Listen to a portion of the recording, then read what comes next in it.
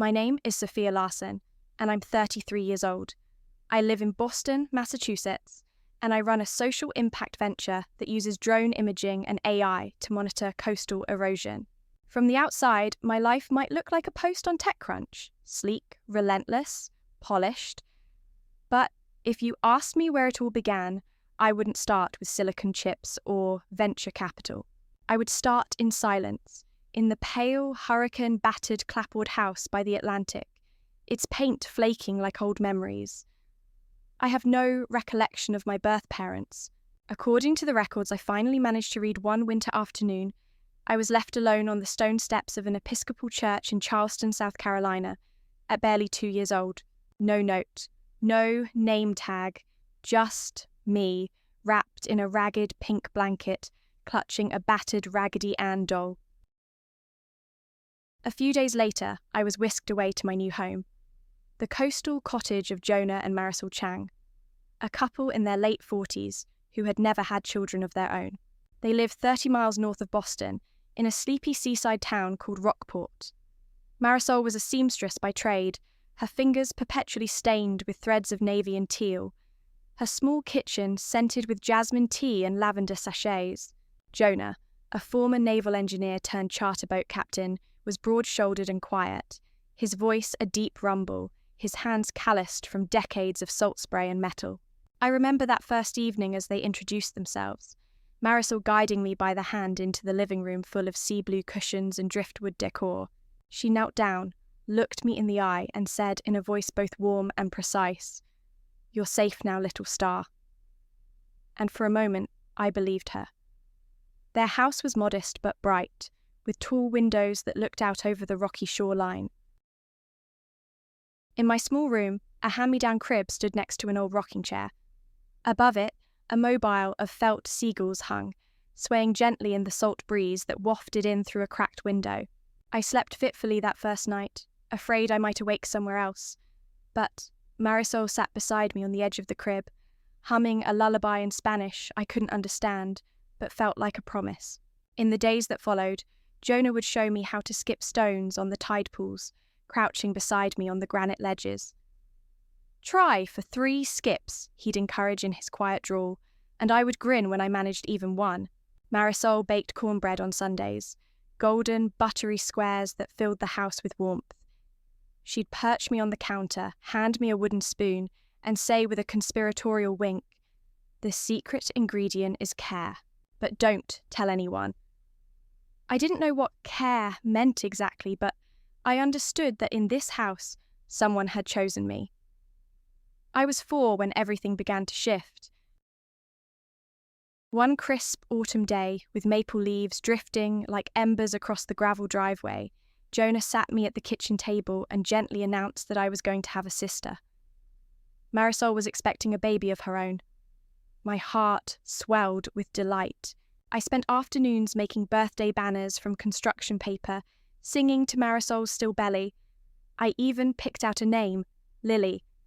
But when Lily arrived on a rainy November morning, the cottage felt different. Marisol's soft gaze no longer drifted to me.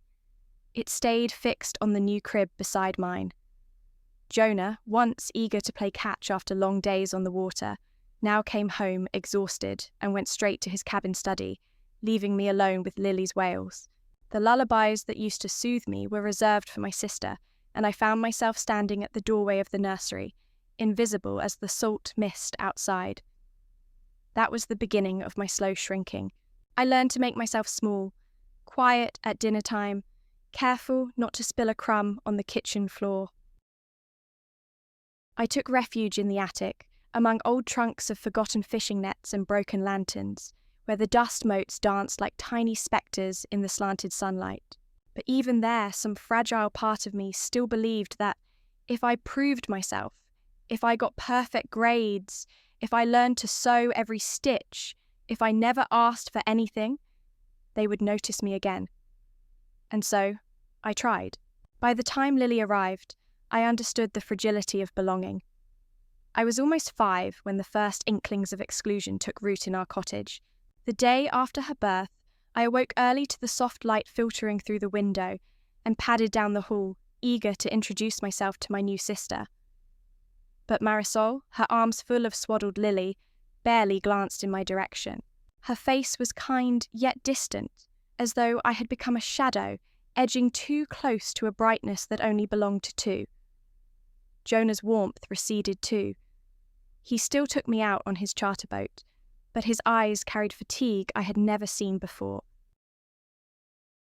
Whereas once he would spend hours helping me tie knots or teaching me the names of gulls, now he spoke in clipped sentences. Keep your hands steady, don't lean too far over, and returned to his instruments below deck, leaving me to my solitude. Among the buoys and sea spray, at dinner, Marisol no longer asked about my day at the village school.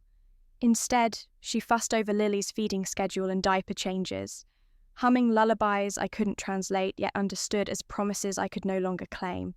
I sat at the small kitchen table, my little legs dangling, tracing patterns in the tablecloth edge while Marisol meticulously packed Lily's bassinet with soft blankets.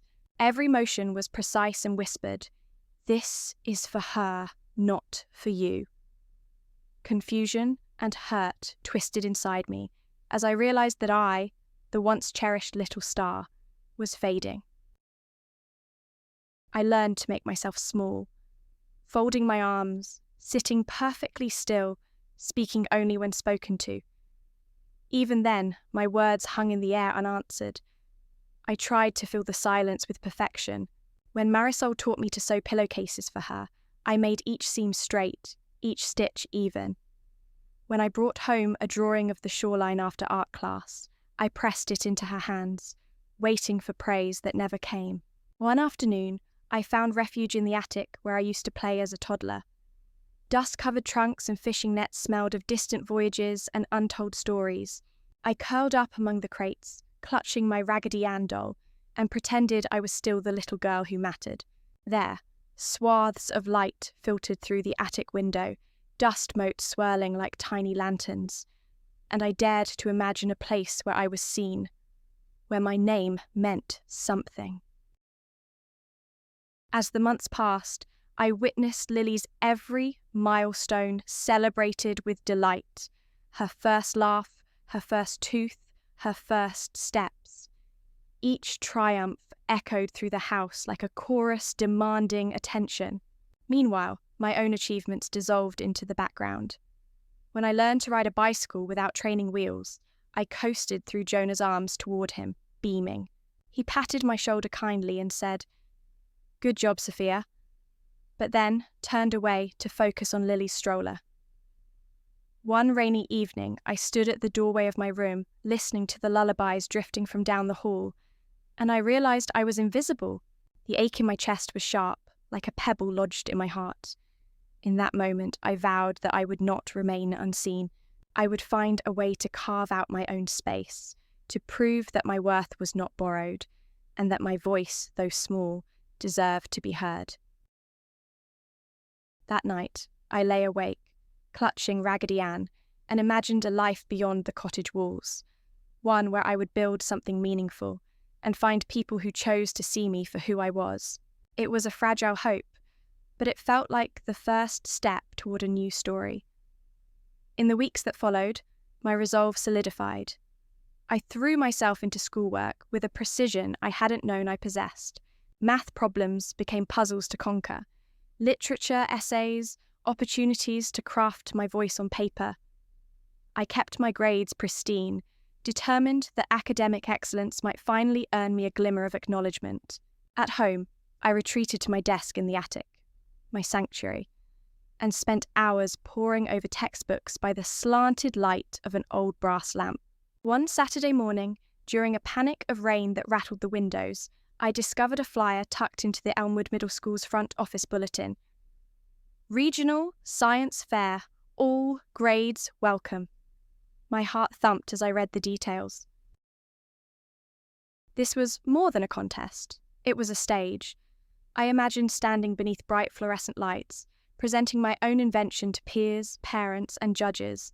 I filled out the entry form in careful script and slipped it back under the bulletin board pin, my pulse still racing. That afternoon, I ran home and found Jonah tinkering with his navigation equipment in the garage.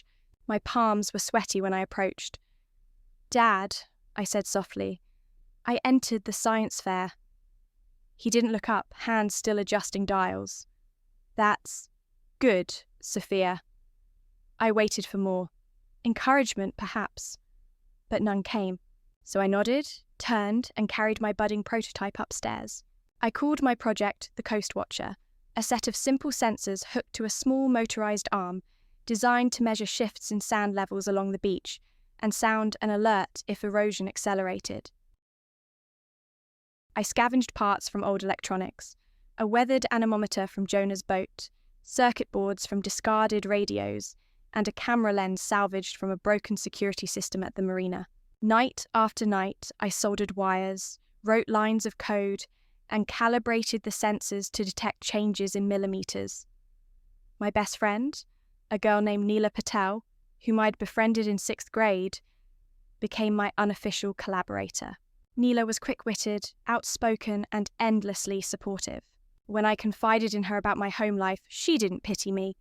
She listened, took notes, and offered ingenious tweaks. A pivot joint borrowed from a desk lamp here, a solar panel scavenged from a garden light there. We worked side by side in my attic workshop, our laughter and arguments echoing through the rafters. For the first time, I felt seen and understood. The day of the science fair arrived with a chill in the air, and a sky bruised purple by gathering clouds. I carried the Coast Watcher on a foam board base, my fingers trembling around the makeshift handle. At the gymnasium entrance, I spotted Marisol among the spectators, her arms folded, lips pursed. She caught my eye, half raised her hand in a perfunctory wave, then turned away. My chest tightened, but I forced a steady breath. In the gym, rows of trifold poster boards stretched across tables like a labyrinth. Other students displayed volcano models spewing baking soda lava, robotic arms lifting cups, and plant experiments measuring soil acidity. When the judges' panel reached my table, I launched into my presentation. Hello, I'm Sophia Larsen, and this is the Coast Watcher. It uses real-time data to alert coastal communities about erosion risks before they become disasters. I demonstrated the sensor readings on a small laptop screen, explained the potential for expanding to full-scale shoreline monitoring, and answered the judges' technical queries with confidence. As I spoke, I glimpsed Nilla beaming beside me, giving me a thumbs up. When the awards were announced, I stood clutching Neela's hand with sweaty palms. First place, Environmental Innovation, the announcer called. My name echoed in the room, and for one shining moment, I was visible. I accepted the ribbon and certificate, lifted the Coast Watcher high, and felt a rush of triumph so fierce it threatened to upend every doubt I'd ever harboured. That night, as I lay in my attic, number 67 Elmwood Avenue, apartment 3B, Raggedy Ann tucked under my arm, I realised something profound. Recognition doesn't always come from those who neglected you. Sometimes it comes from strangers in a crowded gym, from a friend who refuses to look away, or from the quiet voice inside that refuses to be silenced. And though I was still living in that same cottage by the Atlantic, I carried a new certainty. I would not remain invisible. The momentum from the science fair victory carried me into the summer with an energy I had never felt before. While my classmates drifted off to vacation camps and beach parties, I set up a small lab in the garage. Old workbench salvaged from Jonah's tool shed, plastic storage bins filled with wires and microcontrollers, and a whiteboard scrawled with diagrams of coastal zones. I labelled the space the Shore Lab and threw myself into refining the Coast Watcher. That July, I entered a regional youth innovation challenge hosted by the Massachusetts Institute of Technology's outreach program. The prize, mentorship from MIT engineers, and a chance to pitch at the annual Coastal Resilience Summit. Neela helped me rewrite my proposal, emphasizing the system's real-time alerts and potential to integrate satellite data. I mailed the application on a rainy afternoon, my heart pounding as I sealed the envelope. One evening, as I soldered a new sensor array under the dim glow of a clamped lamp, Jonah wandered into the garage. He paused at the doorway, arms folded. "You're spending a lot of time here," he observed quietly. I held my breath, waiting for a reprimand, maybe even a reminder that chores awaited inside. Instead, he nodded toward my workbench. "Don't forget to eat," he said, voice softer than usual, and slipped out without another word. That small acknowledgement felt like sunlight breaking through storm clouds. I realized that even buried under years of indifference, there remained the faintest trace of parental care. I redoubled my efforts, coding algorithms that would allow the Coast Watcher to learn from historical tide data, adding encryption so alerts could be securely transmitted to local authorities, and designing a user interface that displayed erosion. Trends on a simple map. In mid-August, I received the acceptance letter. "Congratulations, Sophia. You have been selected as one of 15 finalists in the MIT Coastal Resilience Youth Challenge." My hands trembled as I reread the words. I ran upstairs, bursting into Neela's room, waving the letter like a banner. She threw her arms around me, and for a moment, I forgot all the years I'd spent shrinking myself. Over the next 6 weeks, I balanced summer school safety workshops with lab hours. I built a prototype tower mounted on a wooden post that could pivot to face oncoming waves, and I trained its sensors using recordings from the town's weather station. I wrote a 10-page technical report and rehearsed my pitch until I could deliver it blindfolded. Night after night, I imagined standing before real engineers, explaining how my invention could protect threatened shorelines. September arrived with crisp air and the smell of fallen leaves. I travelled to Cambridge for the MIT showcase, carrying my scaled prototype, a poster board, and a portfolio. The grand hall buzzed with innovation, from biodegradable plastics to drone-powered reforestation. When my turn came, I spoke with clear precision. "I'm Sophia Larsen from Rockport. Coastal erosion threatens millions of dollars in property and critical ecosystems. The Coast Watcher offers an affordable, scalable solution by coupling on-site sensors with AI-driven alerts. In pilot tests, our device detected shoreline shifts of up to 2 centimeters per day, allowing preventive measures before significant damage. The judges peppered me with questions about power management, data latency, and funding models. I answered each confidently, my hands steady around the prototype's controls. At the end, they smiled and thanked me. I stepped off the stage feeling exhilarated and utterly transformed. A week later, I learned I'd won the MIT prize, 6 months of mentorship from coastal engineers and a small grant to develop a full-scale unit. That night, alone in my attic once more, I allowed myself to acknowledge the truth. I had something valuable to offer the world, regardless of whether I'd ever earn a parent's pride. For the first time, I was driven not by the need to be seen at home, but by a conviction that my work could make a real difference. And that realization felt like coming into the light at last. That autumn, I walked through the brick gates of Northeastern University, with a scholarship in one hand and a duffel bag slung over my shoulder. The campus bustled with ambition, students hurrying between lectures, posters for hackathons plastered to telephone poles, and the scent of pumpkin spice bubbling from coffee carts.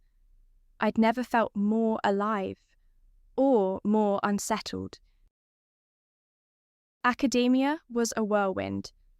I balanced coursework in environmental engineering and computer science with research under Dr. Elena Vasquez, a renowned expert in coastal modelling. My days began at dawn, coding algorithms before the first trains rattled past my dorm window. By afternoon, I was in Vasquez's lab, calibrating sediment transport models. Evenings found me in the student centre, leading workshops on Arduino and Python for underclassmen. Through it all, Neela remained my anchor, now my roommate, her laughter and late-night chai breaks keeping me grounded. In December, buoyed by the MIT prize and my growing expertise, I teamed up with 2 peers, David Kim, a marine biology major from San Diego, and Marissa Patel, a civil engineering student whose family ran a construction firm. Together, we founded ShoreGuard Innovations. Our mission was simple yet ambitious: transform the Coast Watcher from a prototype into a deployable system for at-risk communities. David studied local tide charts. Marissa designed rugged casing using 3D printers in the engineering workshop. And I integrated AI-driven analytics and user interfaces. Raising funding proved a formidable challenge. I pitched at campus incubators and local angel networks, clutching a shareable PDF and trembling with both hope and nerves. Many meetings ended in polite nods and sympathetic apologies. Great concept, Sophia, but the market's crowded. Or, we're looking for hardware with lower entry costs. Rejection piled up like driftwood at low tide. Some nights, I lay awake in my bunk bed, second-guessing every line of code and business plan slide. Then came the Breakthrough Boston Summit in March. After a marathon of 15 pitches, we were one of 3 finalists in the Resilient Infrastructure category. Standing on the stage in a borrowed blazer, I took a deep breath. ShoreGuard Innovations protects vulnerable coastlines with real-time AI alerts and predictive modeling, I said into the microphone. Our system has already detected erosion rates of up to 4 centimeters per week in pilot sites, facilitating proactive reinforcement measures. We partner with municipalities to install low-cost sensor arrays that pay for themselves through reduced damage and insurance premiums. The judges, seasoned investors and city engineers, leaned forward, peppering me with questions about scalability, maintenance, and community engagement. I answered each with calm precision, drawing on months of research and field tests. When the winner was announced, $300,000 in seed funding, I felt a rush so intense it blurred my vision. With that capital, we leased a small workshop in the Seaport district and hired 2 interns who had shown promise in our university workshops. I moved out of the dorm, renting a tiny studio overlooking the Charles River, its grey waters reflecting my newfound resolve. I established a routine of sunrise runs to clear my mind, followed by back-to-back meetings with David, Marissa, and our interns, troubleshooting hardware glitches and refining our cloud-based dashboard. By summer's end, ShoreGuard had deployed its first commercial unit at a seaside town in Maine, monitoring erosion on a privately funded conservation project. Our dashboard displayed live data, shifting sand levels, wave intensity, and alert thresholds. Municipal engineers called us ghost sentinels, watching over the coastline even when no one was physically present.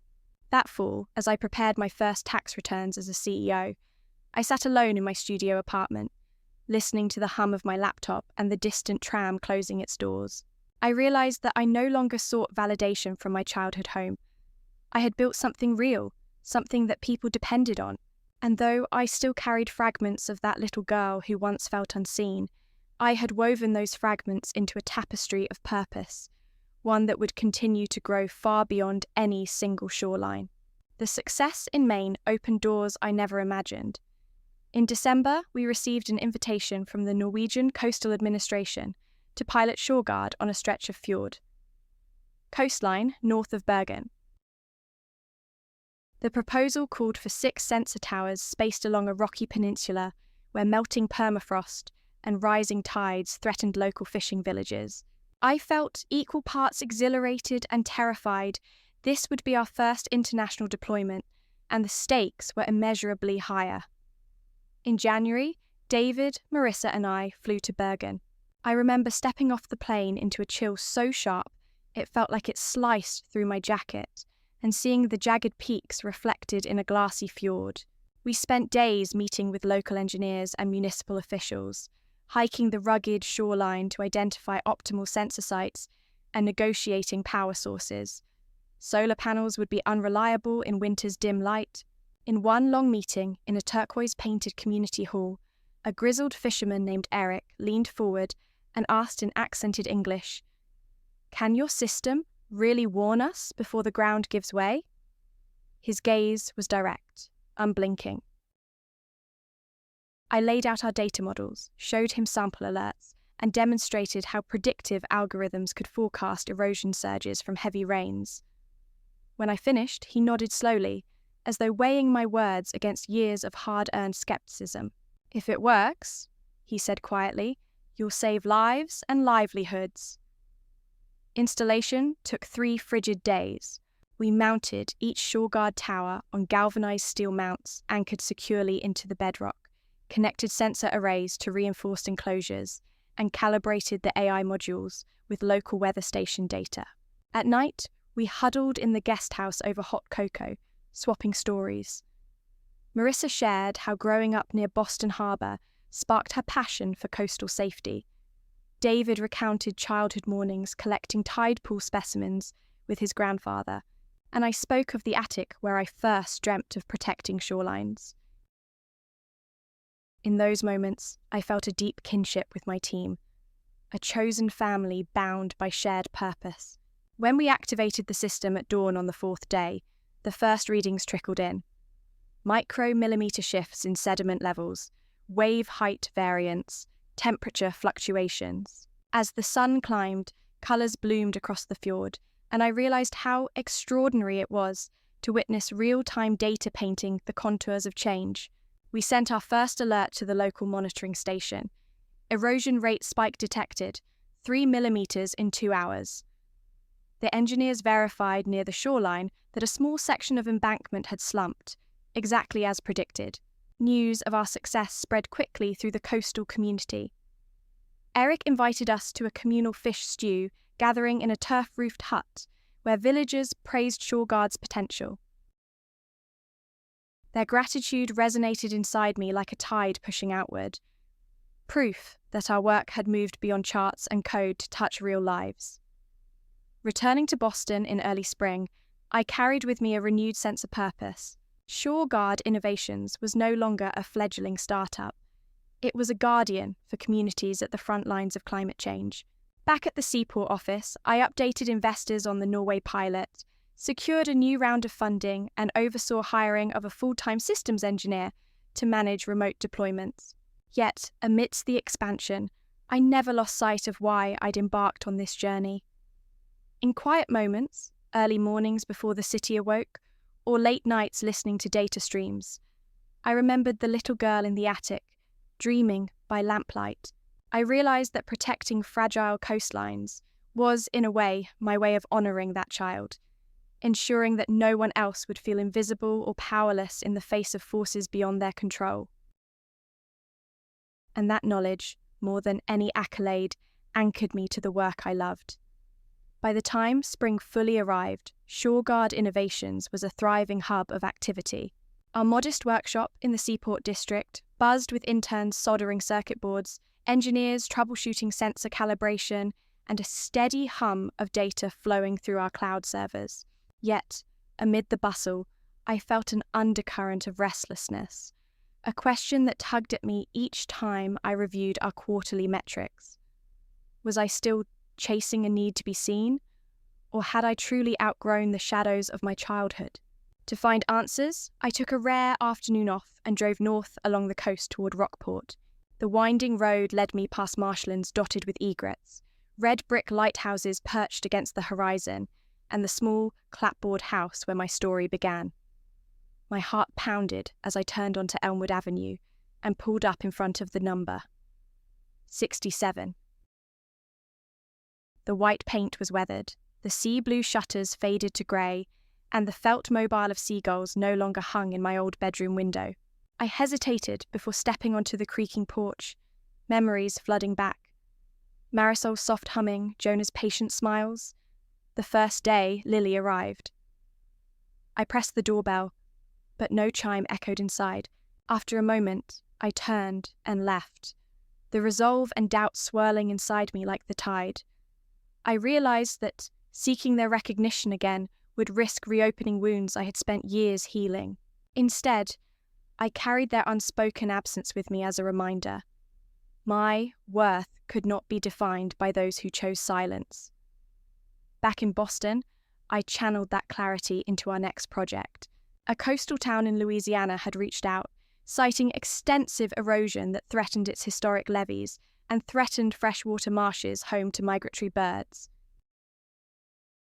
Working with local environmental groups and tribal councils, we adapted the Coast Watcher for wetland monitoring, adding water quality sensors to detect salinity and nutrient shifts and programming AI models to recognize the subtle patterns of marsh degradation.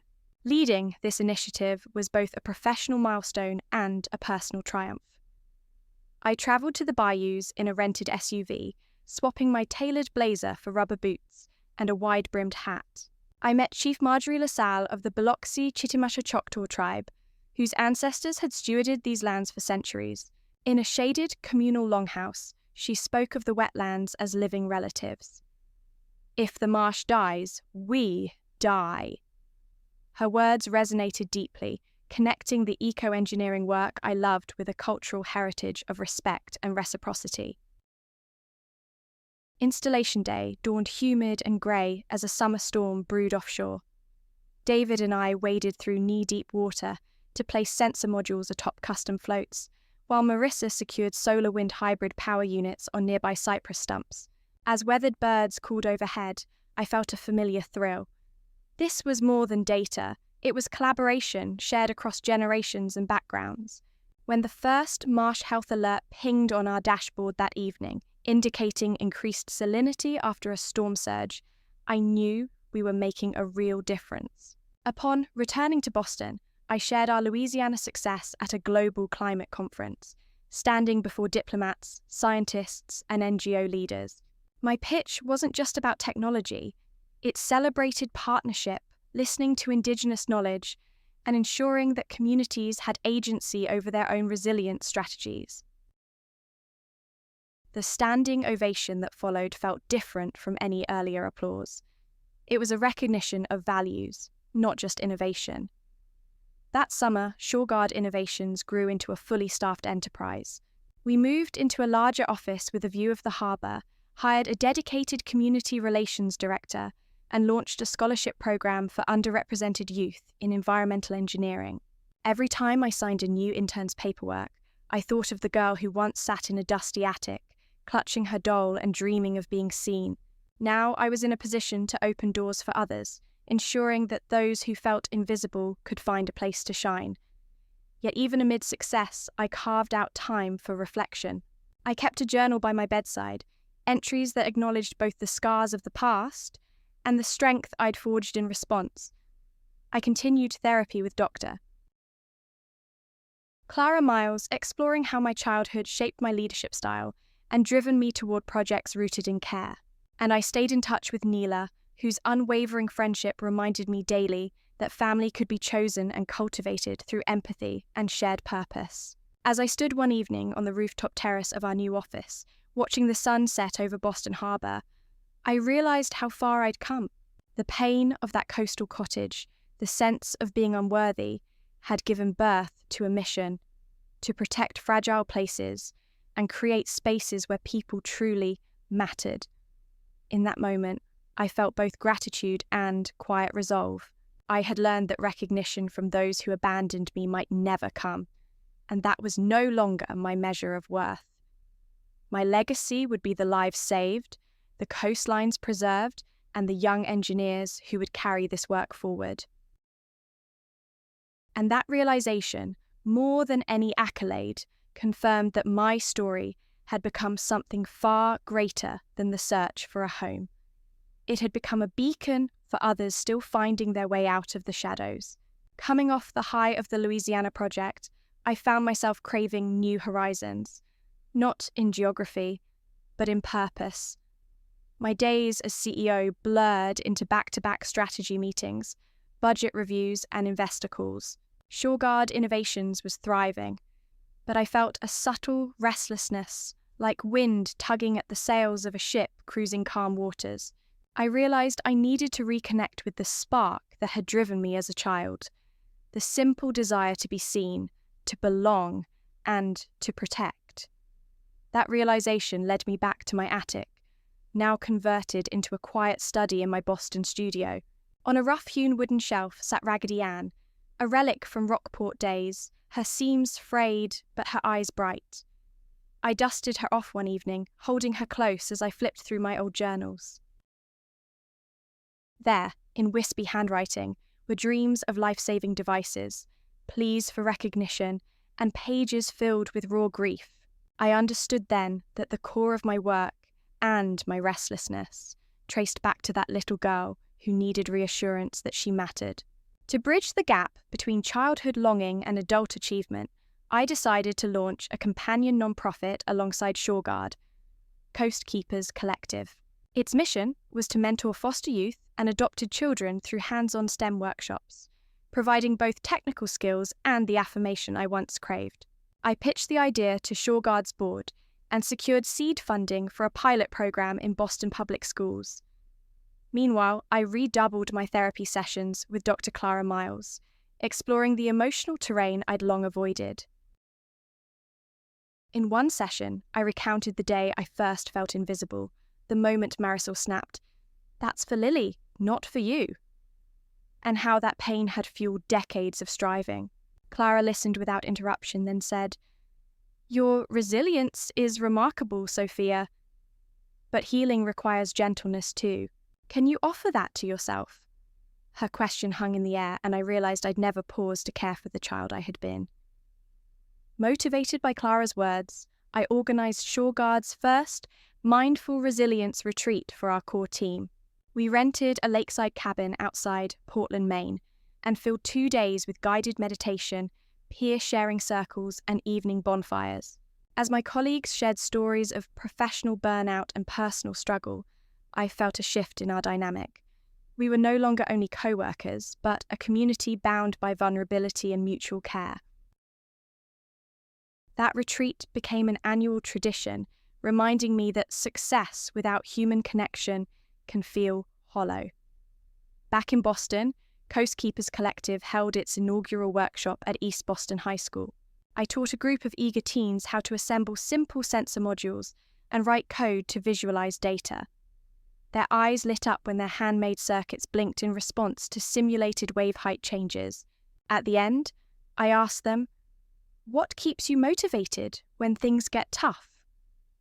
A 14-year-old girl named Maya raised her hand and said softly, "Because someone believed I could."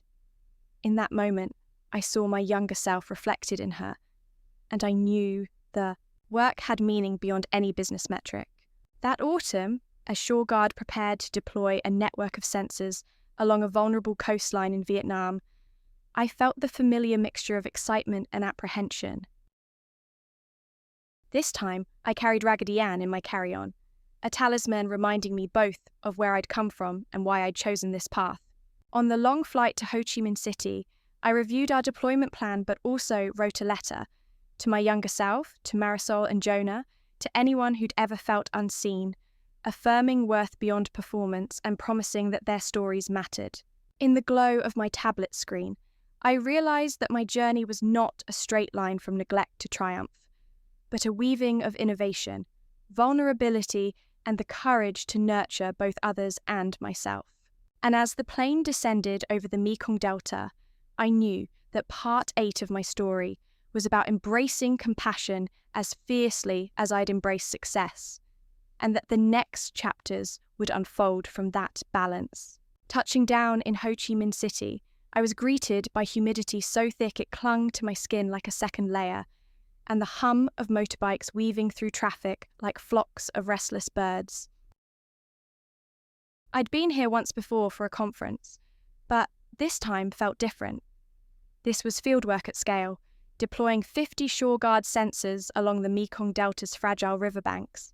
I stepped into the bustle of Tan Son Nhut Airport, Raggedy Ann tucked securely in my backpack, and was met by our local partner, Dr. Phan Minh An, a hydrologist whose calm focus mirrored my own. Over the next 2 days, Minh An guided me and our team across rice paddies and mangrove groves to scout sensor sites. The delta's water levels shifted with astonishing speed. At dawn, bone-dry mudflats. By midday, ankle-deep water. We selected sturdy casuarina tree roots and reinforced them with custom brackets Marissa had designed. As I hammered in the mounts, I remembered hammering tent stakes into my childhood yard to build forts, dreaming I might someday construct something permanent. Each morning before work, I rose at sunrise to watch the delta come alive, fishermen casting nets in narrow channels, water buffalo trudging through flooded fields, egrets lifting gracefully into the saffron sky, I realized that this landscape was more than a test site.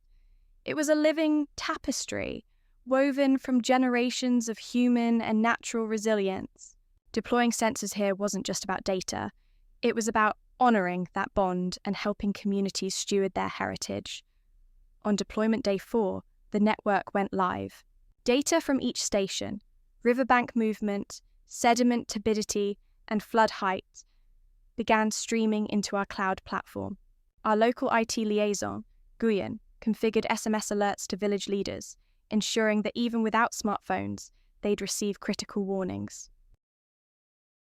I watched as the first alert popped up.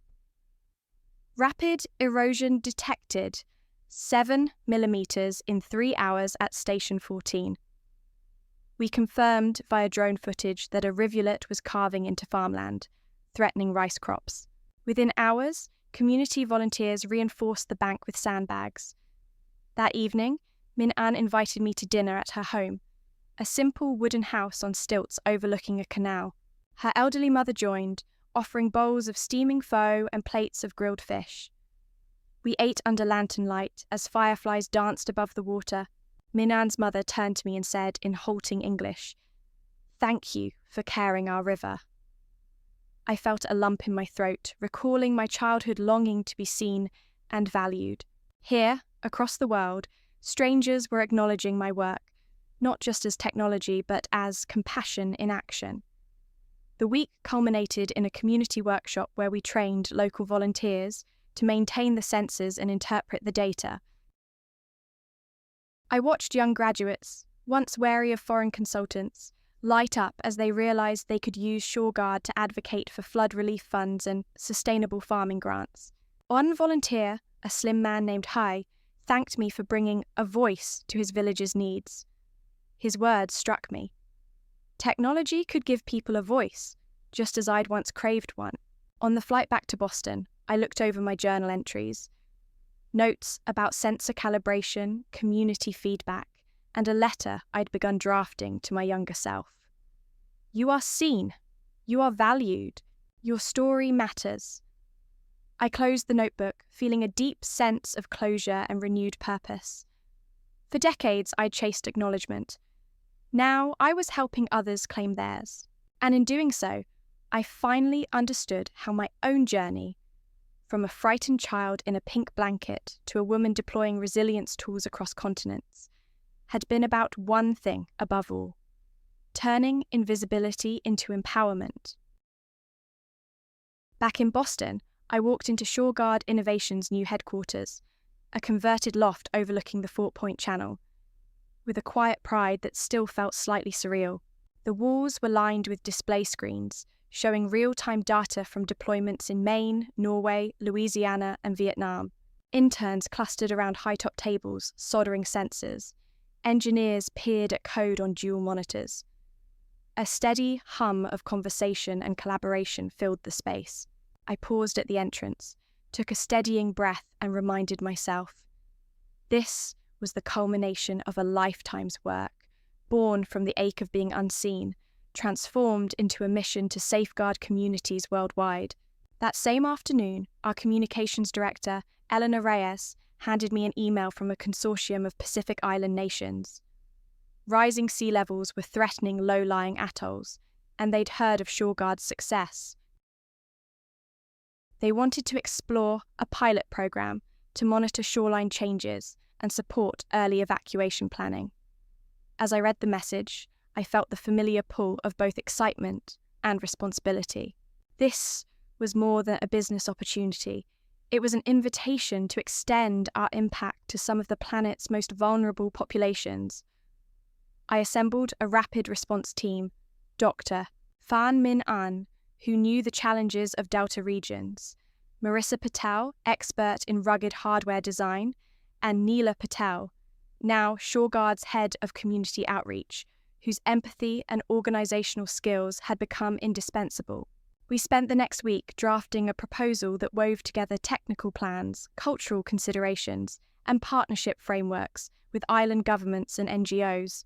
We mapped out sensor placements on coral reefs, mangrove swamps, and black sand beaches, ensuring local communities would lead installation and maintenance. Meanwhile, I carved out time for CoastKeepers Collective. Our pilot STEM workshops in Boston schools had shown that foster youth not only thrived with hands-on technical challenges, but also craved the affirmation that came with mentorship. I visited the East Boston program one afternoon, guiding a group of ninth graders through assembling simple water quality sensors. Seeing their eyes widen when their circuits lit up gave me a jolt of the same thrill I'd felt winning my first science fair. Afterward, as they clustered around me with questions about university life and career paths, I realized that my story of feeling invisible, then forging my own path, had become a beacon. That evening, I found myself back in the attic study of my studio apartment, writing in my journal by lamplight. I reflected on the journey so far. The little girl left on church steps, the swing sets and lullabies, the ache of losing her place when Lily arrived, the long nights in the attic that birthed dreams of being seen and of protecting others. I wrote down a promise to her that she would never again go unheard, that her resilience deserved celebration, that her worth transcended any home's neglect. On Friday, we held a company-wide Impact Day, inviting every member of ShoreGuard to share personal stories of why they joined the mission. When it was my turn, I stood before a room of colleagues, engineers, designers, outreach coordinators, interns, and recounted the story of my childhood. The fear, the rejection, and the turning point at the science fair, when I realized that recognition could come from work that mattered. As I spoke, I felt tears welling in my eyes, not of sorrow, but of release. At the end, the room rose in applause, and I saw faces glisten with empathy and respect. That night, I returned to my empty loft and sat beside Raggedy Ann, now perched on a shelf beside the journal. I whispered softly, "We did it. They see you." For so long, I'd chased external validation. Now, I understood that true belonging came from creating spaces where others felt seen, where technology served compassion, and where every voice, no matter how small, had power. As I turned off the lights and looked out over the city lights dancing on the water, I knew that part 10 of my story was about embracing community, both giving and receiving recognition, and that this spirit would guide the chapters yet to come. The following spring brought with it a flurry of activity on multiple fronts. ShoreGuard Innovations was preparing to begin the Pacific Islands pilot. CoastKeepers Collective was expanding to 3 additional schools, and I was scheduled to deliver the keynote address at the Global Resilience Forum in London. Each accomplishment felt like another brick in the foundation I'd built from scratch. Yet, as I packed my suitcase for Heathrow, I sensed a familiar undercurrent of anxiety. Public speaking had once terrified me more than any court appearance, because standing before strangers forced me to reckon with that childhood fear of invisibility. On the morning of my flight, I stood in my studio apartment one last time before the mirror. I smoothed the lapels of my navy blazer and tucked a silver pendant, a small seagull, in flight, gifted by Jonah long ago, beneath my blouse. I closed my eyes, inhaled deeply, and whispered, "You are seen. You are worthy." Then I slipped on my coat, grabbed my carry-on, and headed for Logan Airport. The forum's grand hall was filled with delegates from governments, NGOs, and businesses, all focused on adapting to a changing climate. I stepped onto the stage under warm spotlights and scanned the audience, row upon row of expectant faces. My pulse quickened, but I remembered the science fair podium and the MIT showcase, and I found my center. "Good morning," I began, voice steady. "I'm Sophia Larsen, CEO of ShoreGuard Innovations and founder of CoastKeepers Collective. 29 years ago, I was just a child left on church steps, with no certainty of belonging. Today, I stand here to share how we can transform vulnerability into resilience, both for communities and for children who, like I once was, feel unseen. I spoke of sensor networks in Maine, fjords in Norway, bayous in Louisiana, deltas in Vietnam, and atolls in the Pacific, each deployment a testament to technology infused with empathy. I shared stories of fishermen in Norway, tribal stewards in Louisiana, village volunteers in Vietnam, and island councils in the Pacific, emphasizing that true resilience emerges when local knowledge and innovative tools converge. Then I turned to CoastKeepers. By mentoring foster youth in STEM, we not only build future engineers, but also heal the wounds of abandonment by showing these young people they are valued and capable of shaping the world. As I wrapped up, I invited a young delegate from Tuvalu onto the stage. Her village was one of our first Pacific pilot sites. She spoke briefly of her pride in using ShoreGuard data to secure early warning funding and, turning to me, thanked me for believing in her community. The hall erupted in applause, and I felt tears prickle my eyes. Not from fear or sorrow, but from the deep recognition that my story, once veiled in shame, had become a catalyst for others.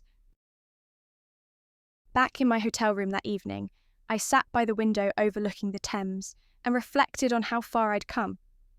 I drafted a letter to Jonah and Marisol, my Rockport parents, to thank them for the home they gave me, even if it fractured. I acknowledged their early kindness and the life lessons taught by their later distance, which propelled me toward resilience and purpose. I hesitated over the send button, uncertain if I wanted to open old wounds. Ultimately, I set the draft aside, realizing that closure didn't require their response. It required my own forgiveness and acceptance.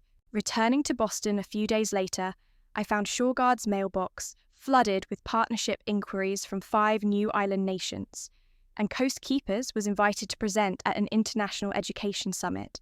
I celebrated with my team at our rooftop terrace, sharing sparkling cider and laughter as the city skyline glowed at dusk.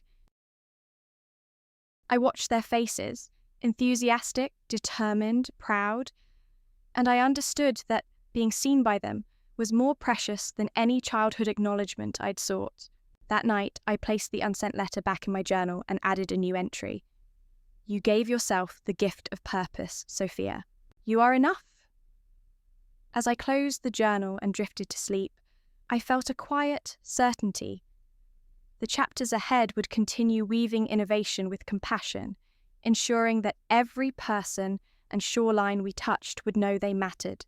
Summer in Boston arrived with a rush of warmth and possibility. ShoreGuard Innovations had just completed a successful pilot on 5 Pacific Island atolls, and CoastKeepers Collective was wrapping up its second year of STEM mentorship with over 70 foster and adopted youth served. Yet amid the victories, I felt a growing pull toward deeper impact, towards systemic change rather than isolated projects. One evening, as I walked along the harbour walk, past bobbing sailboats, I reflected on how my life had intertwined technologies of resilience with the human need to belong. I realised that, while our sensors watched coastlines, we needed a way to watch communities of youth, to help those at risk of falling through society's cracks.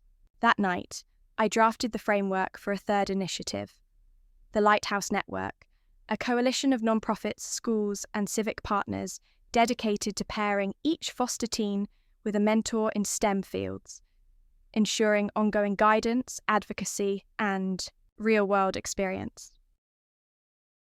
I proposed the Lighthouse Network to ShoreGuard's board and to the CoastKeepers Advisory Council. Both groups recognised its potential to scale our work. ShoreGuard would provide technical resources and data platforms. CoastKeepers would leverage school partnerships, and new non-profit collaborators would recruit mentors and secure funding. Within 2 months, we had a steering committee and seed grants from 2 philanthropic foundations. In September, I launched the first Lighthouse cohort at the Boston Public Library, assembling a roomful of eager teens, volunteer mentors, and community leaders. I opened the program with my story. Left on church steps, adopted into a loving yet tumultuous home, driven to excel in science fairs and college, and ultimately becoming a leader in climate resilience. I emphasized one core idea: no one should navigate life storms alone. With a trusted guide, every challenge becomes surmountable. Over the next weeks, mentors, engineers, data scientists, environmental planners met their mentees for hands-on workshops and one-on-one sessions. I watched as a shy boy named Malik, once reluctant to speak up, presented his first coded infographic on air quality data, and I witnessed a resilient young woman, Anna, draft a grant proposal to secure funding for green infrastructure in her neighborhood.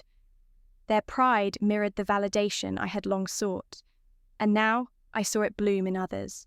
Meanwhile, ShoreGuard's engineering team prepared for a deployment along the Arctic coastline in northern Greenland, an area experiencing rapid permafrost thaw. I joined the planning calls, balancing technical logistics with community engagement plans, ensuring that Indigenous Inuit partners would co-lead sensor sighting and data interpretation. Amid these initiatives, I carved out time for personal reflection. I resumed bi-weekly sessions with Dr. Clara Miles, exploring the nuances of leadership and self-care. Clara reminded me that sustainable impact required sustainable practices, both for organizations and for individuals. I began practicing daily mindfulness, taking sunrise jogs along the Charles River, and dedicating Sunday afternoons to reading fiction or tending my small balcony garden.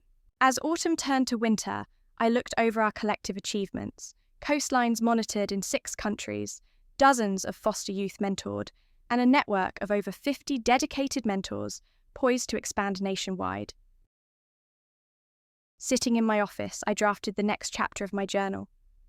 From the silence of that early morning in Rockport to the voices rising across oceans and cities, my journey has always been about connection, between people, between past and present, and between technology and compassion.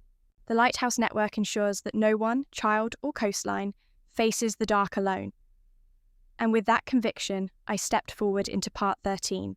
As the calendar turned to the new year, I felt a familiar thrill of anticipation and a measure of trepidation, knowing that our work was expanding on multiple fronts.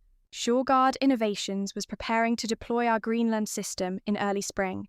CoastKeepers Collective was planning its first national conference for foster youth STEM mentorship, and the Lighthouse Network was launching pilot chapters in 3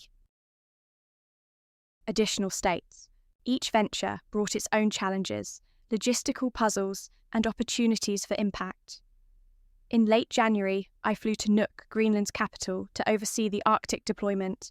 The moment I stepped off the propeller plane into the crisp polar air, I was struck by the vastness of the ice fjords and the resilience of the local community. Our partner, Kalalit Nunaat University's Environmental Science Department, had identified 6 priority sites where permafrost thaw was already undermining coastal infrastructure.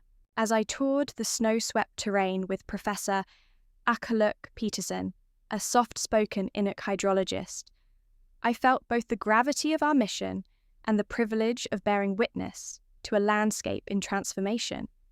Installation was arduous. We braved sub-zero temperatures to mount sensor arrays on reinforced steel frames, burying data cables beneath frost-hardened soil and securing solar wind hybrid power units against gusting winds. At night, our small team huddled in the university's heated lab, reviewing live readings as the sensors captured millimeter-scale ground movements beneath the aurora-lit sky. When the first alert registered, indicating a rapid thaw event near a remote fishing hamlet, I coordinated with the local council to dispatch maintenance crews and reinforce vulnerable embankments. Seeing protective sandbags and timber bracing arrive before the next thaw cycle reinforced the life-saving potential of our technology. Returning to Boston 2 weeks later, I immediately plunged into planning for the CoastKeepers Collective conference. We'd secured the historic Boston Athenaeum for the event, intending to bring together mentors, mentees, educators, and non-profit leaders for panels, workshops, and networking.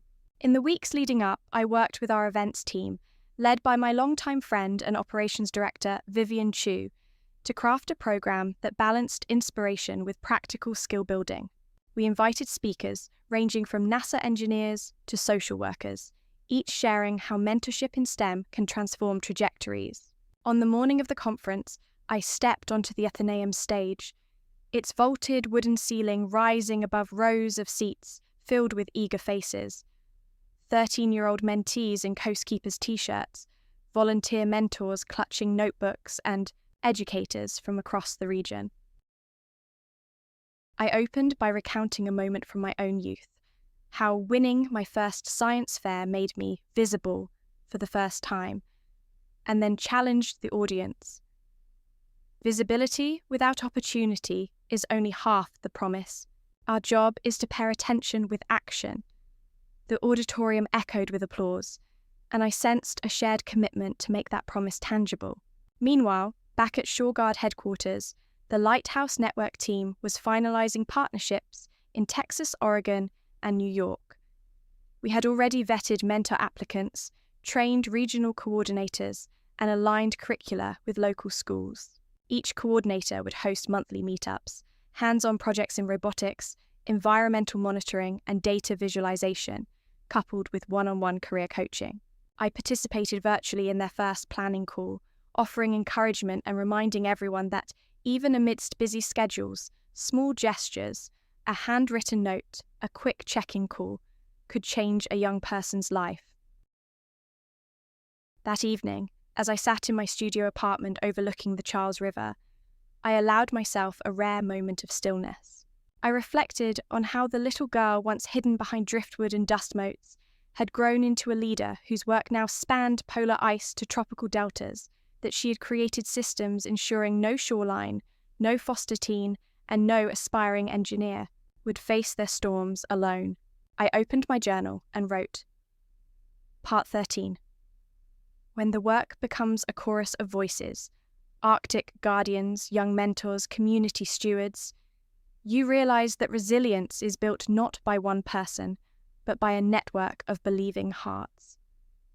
With that affirmation warming me like a hearth, I closed my journal and whispered into the quiet, We're just getting started.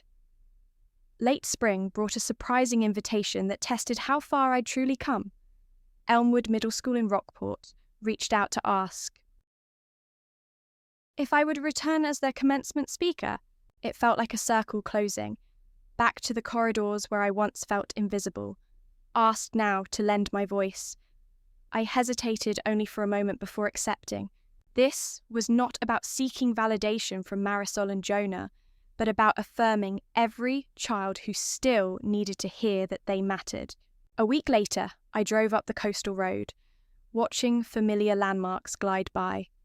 The marshes flecked with egrets, the weathered red lighthouse, the narrow driveway leading to number 67 Elmwood Avenue.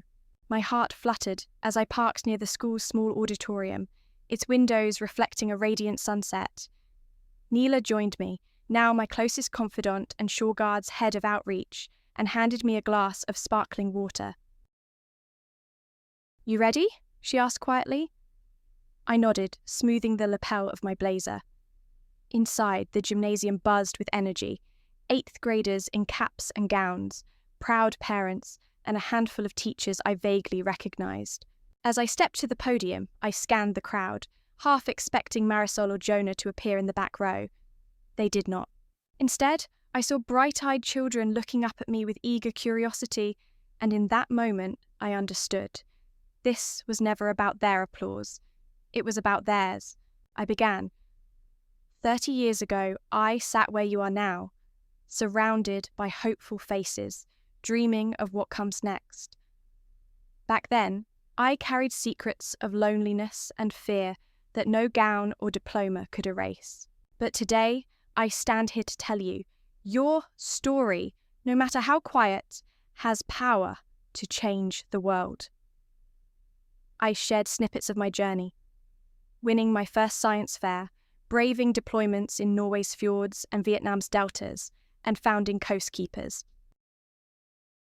and the Lighthouse Network to ensure no child feels unseen. I told them that resilience is not about never stumbling, but about knowing there's a hand to help you back up. As I spoke, a hush fell over the room, broken only by the crackle of the sound system and the gentle hum of anticipation. Afterward, as the applause swelled, A teacher guided me backstage where I found a single note taped to the wall. "Thank you for coming home." My throat tightened. I unfolded the card. Inside, an illustration of a paper boat afloat on calm water and a handwritten message. "You always had a way of finding your own current. We're proud of you." "Your parents?" Marisol and Jonah stood quietly to the side, their eyes glistening. I felt a torrent of memories and emotions, gratitude for their early kindness, sorrow for their later distance, and a curious, tender warmth that sprang from forgiveness. I stepped forward, opened my arms, and they embraced me. I didn't say a word. None was needed. In that fleeting hold, I understood that belonging can be reclaimed not by perfection, but by vulnerability and grace. That evening, as I drove back to Boston under a sky streaked with pink and gold, I held their note against my heart. I realized that my story had come full circle. From a frightened child seeking recognition to a leader creating platforms where every voice could be heard. The ache of being unseen had guided me toward building resilience, not just for coastlines, but for people. Tomorrow would bring new challenges, global deployments, non-profit expansions, and the final chapter of my own journey. But in that moment, between Rockport and Boston, I felt a quiet certainty. I was home, at last, in my own story. The morning after the Rockport commencement, I awoke before dawn, sunlight pooling across my studio floor. I felt the soft weight of closure and a burgeoning anticipation for what lay ahead. My journey, from the frightened child abandoned on church steps to standing reunited with Marisol and Jonah, had been woven through 15 parts of resilience, innovation, and compassion. Now, it was time to turn the page. I began the day with a ritual I'd adopted during my early startup years. A quiet walk along the harbour walk, coffee in hand, watching boats drift beneath the rising sun. As I strolled, I reflected on our global impact. Sensor networks safeguarding shorelines from Maine's rocky cliffs to Greenland's permafrost. Mentorship programs lighting sparks in foster youth across American cities. And community-led deployments in Vietnam and the Pacific. Each success had begun with a single spark of determination, fueled by my own longing to be seen and valued. Back at ShoreGuard's headquarters, the team greeted me with enthusiastic updates. The Pacific Islands pilot had secured government funding to expand to 8 nations. The Lighthouse Network's first cohort of mentors had secured internships for their mentees, and CoastKeepers Collective was partnering with a national children's hospital to integrate environmental health workshops into patient support programs. I paused to absorb their reports, quietly proud that our projects had matured into self-sustaining ecosystems of care and innovation. By mid-morning, I settled into my office, walls lined with maps, photographs of deployments, and framed thank you letters from students and community leaders. I opened my journal and wrote, Part 15, Integration and Renewal. For me, this meant weaving together every thread of my work into a cohesive vision for the future.